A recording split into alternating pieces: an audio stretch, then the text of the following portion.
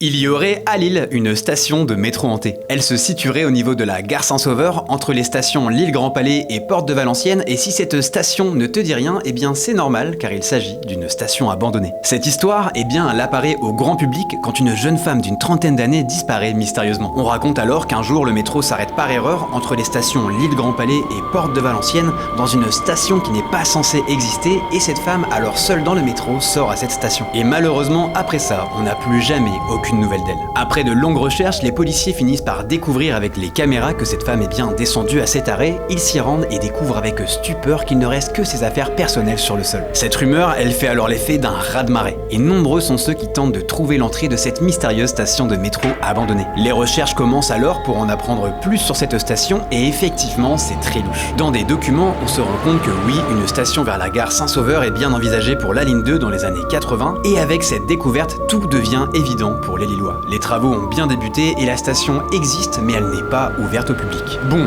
et maintenant, que sait-on réellement de cette affaire aujourd'hui? Eh bien, en réalité, tout a été inventé de toutes pièces en 2015. En fait, il s'agit d'un prank pour Halloween de l'équipe de com de Ilevia, qui s'appelait d'ailleurs à l'époque Transpol, et ce qui est marrant avec cette histoire, c'est que la légende s'est quand même bien répandue chez les Lillois, même si c'est encore bien plus gros que mon bide après un gros wesh. Sur ce, des bisous. Bonne Halloween tout le monde.